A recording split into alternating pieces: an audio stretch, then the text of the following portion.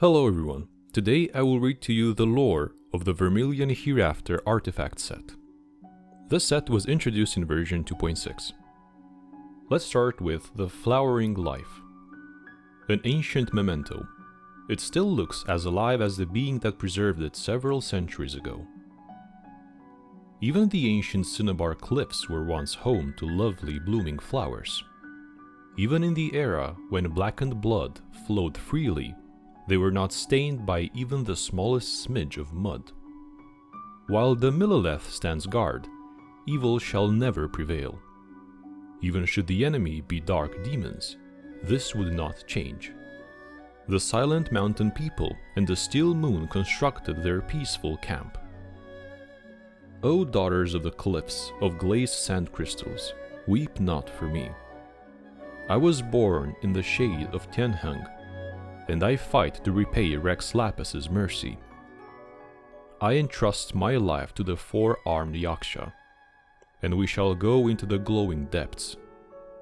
The shadow road of the darkest pits we shall tread. We shall brave the stony crystal halls. We will face the defilement arising from the depths, the twisted beasts that dwell there. These horrors and their strangeness shall not put me to flight or fear. The night wind interrupted the Millelith soldier's words, causing him to be unable to finish what he had to say. He simply left this small flower for that young daughter of the mountain tribe as a memento, a word against forgetting. The only thing I truly fear is to be lost and forgotten.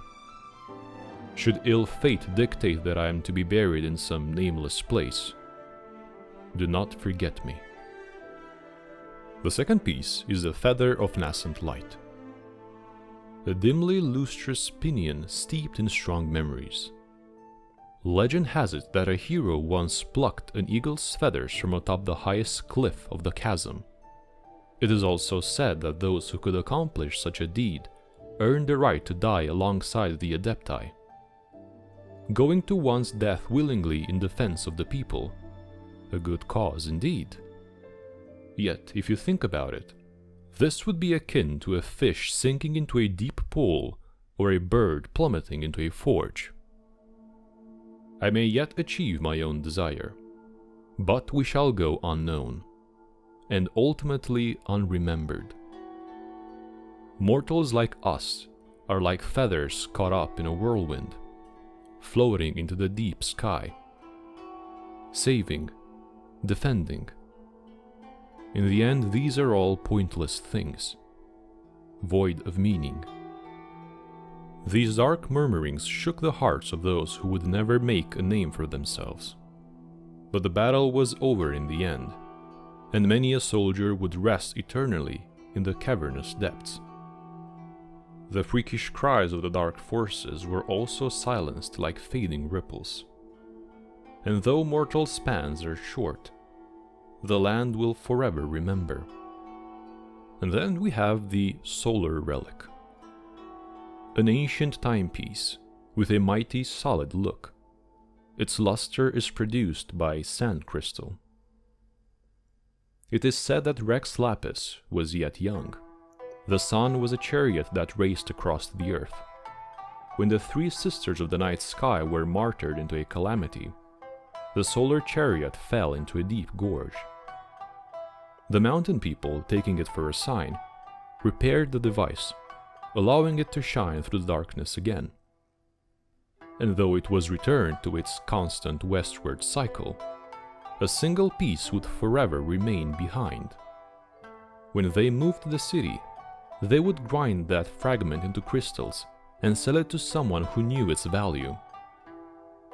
Hey, that's a joke, right? I mean, you can't trust these baseless folktales, can you?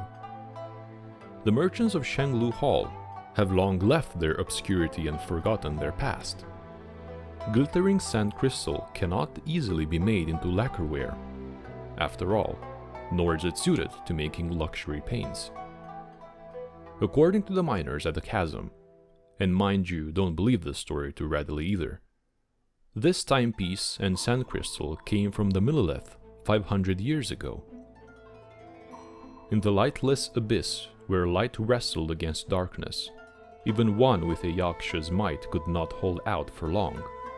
And all the more did mere mortals need light to prevent them from getting lost in the steel curtain of devouring night. The Millelith thus collected glowing sand to light the way, and it just so happened to resemble the pale moonlight. The timepiece, for its part, told of the time they spent there in the abyss, and serves as proof that where they fell, others have come after to take up their duty. Next up is Moment of the Pact. An old cup made of sand crystal. Its luster is somehow undimmed by age. This place, known as the Chasm, has shone with a cinnabar luster since ancient days. The mountain miners and the metropolitan merchants still tell the legend of a Yaksha. People say that the lone traveler with 4 arms once came to the barren waste where the star fell. Hearing that this wandering figure's evil exercising travels had now brought them hence, the tribespeople of the mountains came forward one after another. Guests from afar, please accept our wine, and hear our plea. You may consider our aged spirits bitter and hard to swallow, a far cry from the sweet brews of Mount Tianheng that even Rex Lapis praises. But the heavens have graced us with stores of precious stones and marvelous jade, and we carved a jagged rock for a living. Thanks to the grace of Rex Lapis, our lives are, while not ideal, at least free of terror. Yet, things have changed, and a dark shadow is cast over the blessing we have received from the fallen star. We do not have any precious gifts to present as pledge, but still, we beg for your succor. The guest heard the elder's plea, and silently drank every drop of that bitter wine. The guest promised nothing, and did not chastise the mortals for their insolence, but simply turned east, disregarding all attempts to make them stay. As for what came after, all now know what happened. But the simple crystal sand wine cup that the guests shared with the tribal elders remains to this day as a testament to their pact. And last but not least, we have the thundering poise. This mask is said to have been made by the mountain people for a Yaksha. It is of simple make, but its surface still shines brightly nonetheless. Tianchu once played host to a Yaksha, 4-armed and mighty. He came to the chasm from afar, to the praises of the tribes. A feast they put forth for him, the food in abundance. Blade in hand he entered the chasm, a disaster to still. Mighty as a demon, purple bale fire shone in his eyes. The lightning pierced the deathly shadow, and thunder dissolved the darkness. The clouds hid the abyss, maw stretching to devour the firmament. The wild wind howled, the cinnabar sweeping the darkness. The mountain ranges shook, and the gorges caved in. The depths cried out as they collapsed, and then all was silent.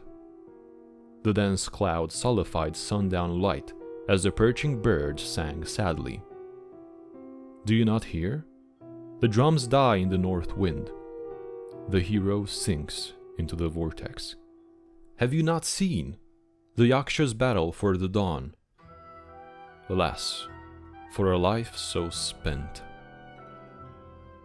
Thank you very much for listening this far. I hope you enjoyed it. If you did, consider subscribing to the YouTube channel and also leaving a like down below.